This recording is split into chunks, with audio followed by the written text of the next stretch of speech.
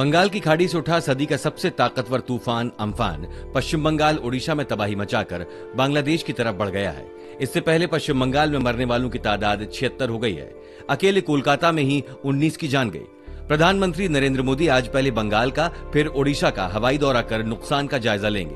PM 83 दिन बाद दिल्ली से बाहर निकले हैं। इससे पहले वे 29 फरवरी को प्रयागराज और चित्रकूट दौरे पर गए थे।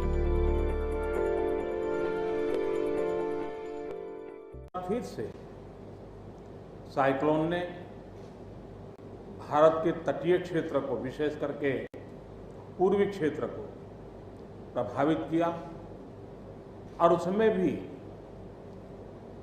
सबसे ज्यादा दुष्परिणाम पश्चिम बंगाल के हमारे भाइयों बहनों को, पश्चिम बंगाल के नागरिकों को, यहाँ के संपत्ति को बहुत हानि पहुंचाई है। साइक्लोन की संभावनाओं से लेकर के लगातार मैं इससे संबंधित सभी लोगों से संपर्क में था। भारत सरकार भी सतत राज्य सरकार के संपर्क में थी। साइक्लोन का नुकसान कम से कम हो, इसके लिए जो भी आवश्यक कदम उठाने चाहिए उसके लिए राज्य सरकार और केंद्र सरकार ने मिलकर के भरसक प्रयास किया। लेकिन उसके बावजूद भी करीब करीब 80 लोगों के जीवन हम नहीं बचा पाए। इसका हम सबको दुख है। जिन परिवारों ने अपना स्वजन खोया है उनके प्रति केंद्र सरकार, राज्य सरकार और हम सबकी संवेदनाएं हैं और इस संकट की घड़ी में हम उनके साथ हैं। संपत्ति का भी नुकसान काफी होता है, चाहे एग्रीकल्चर हो,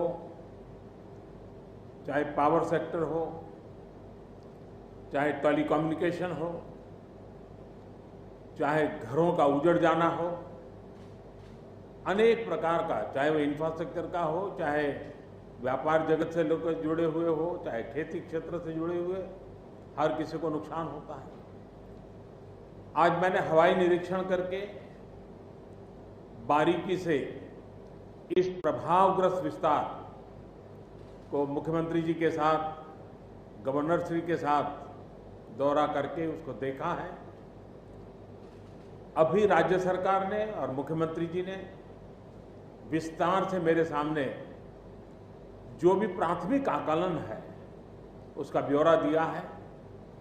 हमने तय किया है कि हो सके उतना जल्द डिटेल में सर्वे हो, कृषि का हो, पावर सेक्टर का हो, टेलीकम्युनिकेशन का हो, घरों की जो स्थिति है, इंफ्रास्ट्रक्चर की जो स्थिति है। केंद्र सरकार की तरफ से भी तत्काल एक टीम आएगी और वो टीम इन सभी क्षेत्रों में सर्वे करेगी और हम मिल करके रिहेबिलिटेशन हो, रिस्टोरेशन हो, रिकंस्ट्रक्शन हो, उसकी व्यापक योजना बना करके बंगाल की इस दुख की घड़ी में हम पूरा साथ देंगे, सहयोग देंगे और बंगाल जल्द से जल्द खड़ा हो जाए, बंगाल जल्द से जल्द तेज गति से आगे बढ़े, इसके लिए भारत सरकार कंधे से कंधा मिला करके काम करेगी और जो भी आवश्यकताएं होगी उन आवश्यकताओं को पूर्ण करने के लिए भारत सरकार के जो भी नीति नियम है उसका पूरी तरह उपयोग करते हुए पश्चिम बंगाल की मदद में हम खड़े रहेंगे। अभी तत्काल जो इस संकट की घड़ी में राज्य सरकार को कठिनाई न हो, इसके लिए एक एडवांस असिस्टेंस के रूप में 1000 करोड़ रुपया भारत सरकार की तरफ से व्यवस्था की जाएगी। साथ साथ जिन परिवारों ने अपने स्वजन खोए हैं उन परिवारों को प्रधानमंत्री राहत कोष से 2 लाख रुपया और जिन लोगों को इंजरी हुई है उनको 50,000 रुपये तक की सहायता देने का भी हम प्रधानमंत्री राहत कोष से करेंगे। पूरी दुनिया एक संकट से जूझ रही है। भारत भी लगातार कोरोना वायरस के खिलाफ लड़ाई लड़ रहा है। कोरोना वायरस की लड़ाई में जीतने का मंत्र और साइक्लोन में जीतने का मंत्र दोनों पूरी तरह एक दूसरे के ऑपोजिट हैं। कोरोना वायरस से लड़ने का मंत्र है जो जहां है वहीं रहे, जरूरत नहीं हो तब तक घर से बाहर न निकले और जहां भी जाए 2 गज की दूरी बनाए रखे। लेकिन साइक्लोन का मंत्र है कि साइक्लोन आ रहा है, जल्दी से जल्दी सुरक्षित स्थल पर आप शिफ्ट कर जाइए, वहां पर पहुंचने का प्रयास कीजिए, अपना घर खाली कीजिए। यानी दोनों अलग अलग प्रकार की लड़ाइयां एक साथ पश्चिम बंगाल को लड़नी पड़ी है। लेकिन उसके बावजूद भी ममता जी के नेतृत्व में राज्य सरकार ने भरसक प्रयास किया है। भारत सरकार ने भी लगातार उनके साथ रह करके इस संकट की घड़ी में जो भी आवश्यक, जो एडवांस में करने योग्य था, जो उसी समय करने का योग्य था और जो आगे दिनों के करने की आवश्यकता है, उसको भी पूरा करने का हम प्रयास करेंगे। आज समग्र देश को जिनके लिए गौरव है, ऐसे राजा राममोहन राय जी की जन्म जयंती है और उस समय मेरा पश्चिम बंगाल की इस पवित्र धरती पर होना मेरे मन को छूने वाली बात होती है।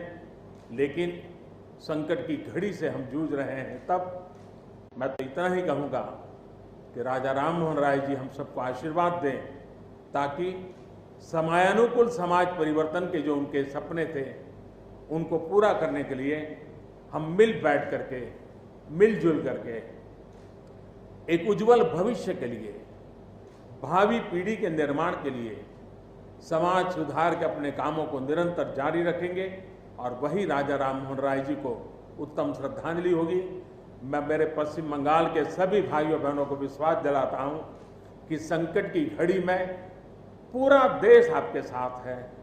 भारत सरकार कंधे से कंधा मिला करके आपके साथ आने वाले सभी कामों में खड़ी रहेगी। इसी संकट की घड़ी के समय आप सबसे मिलने आया हूं, लेकिन कोरोना वायरस के कारण सब नागरिकों से तो नहीं मिल पा रहा हूं। मन में एक कसक तो रह जाएगी। यहां से मैं आज उड़ीसा की ओर जाऊंगा और वहां भी हवाई निरीक्षण करूंगा, वहां के माननीय मुख्यमंत्री जी से, वहां की सरकार से बातचीत करूंगा। मैं फिर एक बार पश्चिम बंगाल की इस दुख की घड़ी में मैं आपके साथ हूं। जल्द से जल्द आप इस संकट से बाहर निकले, इसके लिए मैं पूरी तरह आपके साथ रहूंगा। बहुत बहुत धन्यवाद।